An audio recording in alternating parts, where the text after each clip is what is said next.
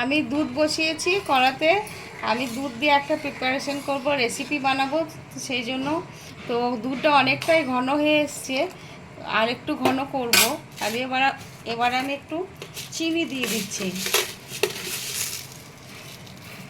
2 চামচ মতো চিনি দিয়ে দিলাম। আর একটু ঘন হোক, তারপর আমি তোমাদের দেখাবো আজকে আমি তোমাদের কি বানিয়ে দেখাবো।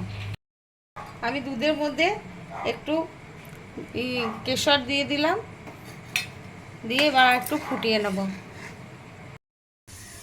আমি এবার ব্রেড নিয়েছি। দুধটা তো আমি তোমাদের দেখালাম কি যে ফোটানো।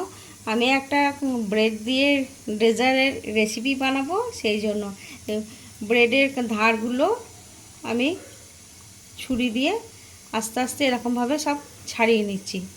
দিয়ে তারপরে শুধু মধ্যেখানটা আমি নেব। এই যে এরকমভাবে আমি সব ছাড়িয়ে নিয়েছি কতগুলো। এবারে আমি কি করছি তোমাদের দেখাচ্ছি। এবারে আমি ব্রেডটা আমি এরকমভাবে বেলনি দিয়ে এটাকে আমি ভালো করে একটু প্রেস করে বেলে নিলাম। তারপরে এবার আমি একটু এটাকে গোল করে মুড়ে নেব। সামান্য একটু জল লাগিয়ে নিলাম, জল লাগিয়ে নিয়ে এরকমভাবে রোল করে নেব। এখানে মুখটাতেও জল লাগিয়ে দিলাম, ব্যাস। এই যে আমার রোলটা হয়ে গেল, ব্যাস। এইভাবে আমি রোল করে করে রেখে দিচ্ছি। আমার দুধটা দেখো কেমন ঘন হয়ে গেছে, আর কেশর দেওয়ার জন্য কালারটাও খুব সুন্দর হয়ে গেছে। এই যে একদম ঠিক হয়ে গেছে, ক্ষীরের মতন হয়ে গেছে প্রায়, অথচ ক্ষীর নয়, অথচ ক্ষীরের মতো। যাই হোক, এবারে আমি ব্রেডের ওপরে এগুলো আমি দিয়ে দেবো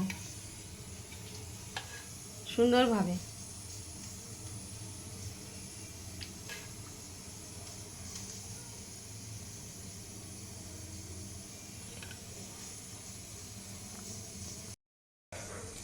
এবারে আমি উপর থেকে একটু কাজু বাদাম ছড়িয়ে দিচ্ছি, আর একটু কাঠবাদাম দিয়ে দিলাম, একটু কিশমিশ দিয়ে দিচ্ছি, আর একটু কেশর দিয়ে দিচ্ছি।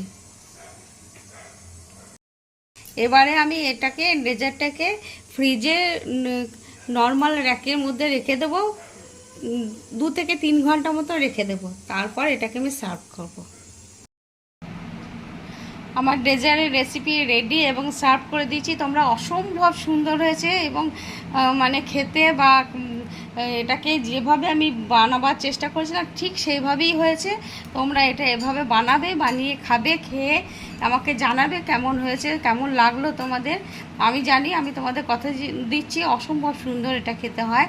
যাই হোক, তোমরা সবাই ভালো থাকবে, সুস্থ থাকবে। তোমাদের সকলকে অসংখ্য অসংখ্য ধন্যবাদ, নমস্কার এবং অনেক অনেক ভালোবাসা।